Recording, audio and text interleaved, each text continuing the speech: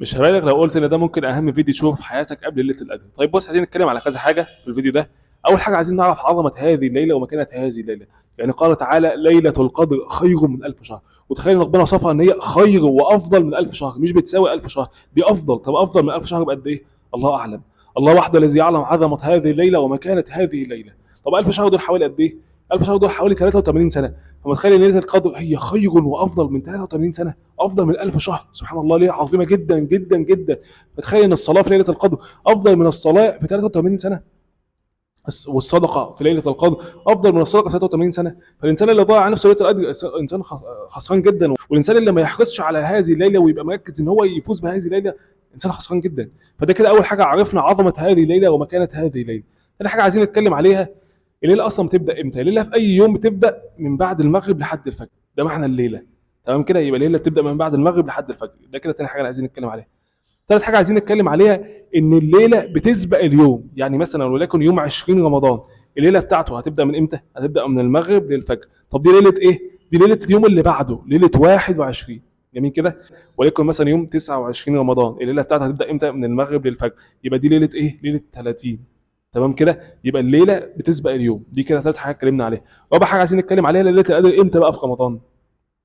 ليله القدر في العشر الاواخر من رمضان. يعني من بدايه يوم 20 رمضان، ركز بقى، من اول 20 رمضان لحد نهايه رمضان، اي ليله في الايام دي ممكن تكون ليله القدر. فنحرص على على الاجتهاد في العشر الاواخر من رمضان. عشان كده الرسول صلى الله عليه وسلم كان بيعتكف في العشر الاواخر من رمضان، عشان خاطر ايه؟ يتحرى ليله القدر ويفوز بليله القدر. جميل كده. وبرضه في احاديث وضحت اكتر ان ليله القدر ممكن تكون ايه؟ ليله وتريه.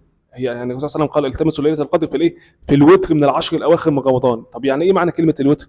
وتر يعني عدد فردي. يعني ليله القدر ممكن تكون ليله ايه؟ 21 رمضان، او ليله 23 رمضان، او ليله 25 رمضان، او ليله 27 رمضان، او ليله 29 رمضان. بس اللي عايز يحرص على الخير واللي عايز يفوز بهذه الليله يجتهد في العشر الاواخر من رمضان كلهم، من اول يوم 20 رمضان فوق وركز. ليله القدر ممكن تكون في اي يوم من الايام دي. جميل كده. طب بعد كده عايزين نتكلم على ايه بقى؟ عايزين نعرف بقى ايه الاعمال اللي نعملها في العشر الاواخر من رمضان. ايه الاعمال اللي نعملها عشان نفوز بليله القدر؟ اول حاجه عايزين نعملها في العشر الاواخر من رمضان، يعني من اول يوم 20 رمضان، اول حاجه هي التوبه. نتوب لربنا. الذنوب والمعاصي هي سبب للحرمان، وسبب للايه؟ للانسان يكون محروم. فانا مش عايز اكون محروم في هذه الايام، انا عايز افوز في هذه الايام، عايز ربنا يرضى عني، عايز افوز بليله القدر. جميل كده. عشان كده عايزين اول حاجه نحرص على التوبه. ممكن واحد يقول لك اتوب ازاي؟ التوبه سهله جدا، صلي اي ركعتين، ركعتين عاديين خالص بنيه التوبه الى الله، وممكن تقعد بعديهم تستغفر ربنا 100 مره. فدي كده اول حاجه، نحرص على التوبه. طيب تاني حاجه نحرص عليها هي قيام الليل. طب يعني ايه قيام الليل ده ونقوم الليل ازاي؟ قيام الليل بيبدا من بعد صلاه العشاء لحد الفجر. جميل كده. ممكن تحرص على انك تصلي التراويح مع الناس في المسجد.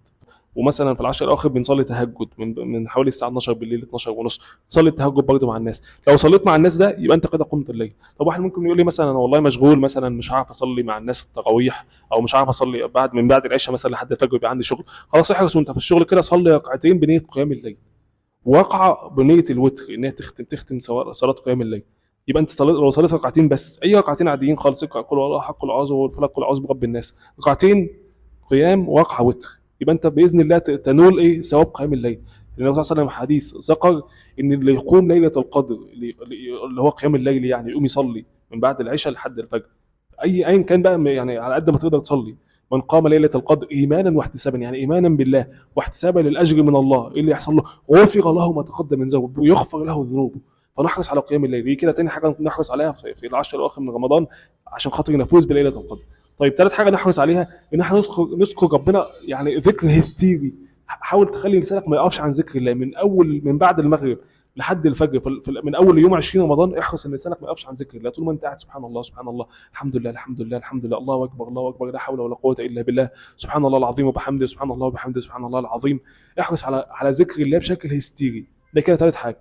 رابع حاجه عايزين نحرص عليها، نحرص على قراءه القران.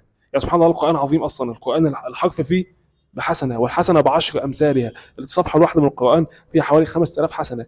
الجزء الواحد من القران فيه حوالي 100000 حسنه. الختمه الواحده للقران اللي تقرا القران كامل فيه حوالي 3 مليون حسنه. فنحرص على قراءه القران. طب الكلام ده في الايام العاديه، تخيل بقى في ليله القدر، الاجر مضاعف جدا. فنحرص على قراءه القران.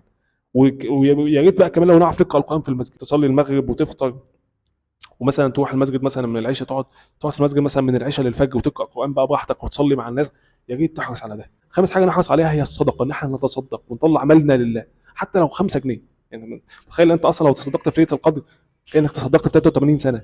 فدي كده خامس حاجه نحرص عليها. سادس حاجه نحرص عليها هي صله الرحم، الانسان يسال على اقاربه ويسال على ارحامه. طب في واحد ممكن يقول لي يا عم اسال على قريبي ازاي، انا هقعد الف عليهم بقى، ده انا عايز اصلي وعايز اقرا قران، عايز اعمل طاعات تانية، ازاي اسال على قريبي؟ يا عم رن عليهم، بس رن عليهم على التليفون، ابعت لهم رساله على الواتس. يعني احرص على صله الرحم، لان صله الرحم هي سبب في الرزق، ان ربنا يوسع عليك في رزقك، وسبب في طول العمر، وبرضه ربنا امرنا بصله الرحم، فنحرص على صله الرحم. ده كده سادس حاجه ممكن نعملها في ليله القدر. سبع حاجه ممكن اعملها في ليله القدر هو طلب العلم. واحد ممكن يقول لي هطلب علم ازاي؟ يا عم شوف اي فيديو على اليوتيوب بنيت انك بتطلب العلم، فيديو مثلا في شرح حديث ولا في شرح ايه، بنيت انك بتطلب العلم، تنال ثواب طلب العلم. طلب العلم، الانسان اللي يطلب العلم ممكن ربنا يسهل له طريق الى الجنه. تامن حاجه ممكن نحرص عليها في ليله القدر هي الدعاء. ادعي بقى ربنا عموما كتير. اكتر حاجه اقولها في ليله القدر كادعيه، اكثر من قول اللهم انك عفو تحب العفو فاعف عنه. ليه؟ لان الرسول صلى الله عليه وسلم وصى السيده عائشه على الدعاء ده. تسع حاجه نحرص عليها في ليله القدر هو ان احنا نحرص على نشر الخير او نعلم غيرنا الخير. علم اي حد غيرك اي حاجه، ولو حتى حديث واحد، اي واحد، اي حاجه تعرفها وصلها لغيرك، من انك بتوصل الخير لغيرك. يعني زي ما ربنا قال ومن احسن قولا ممن دعا الى الله، فتنال هذا الثواب العظيم. فدي كده 9 اعمال ممكن نحرص عليها في ليله القدر. فربنا ربي يوفقنا ليله القدر وبلغنا ليله القدر، وربنا ربي يرضى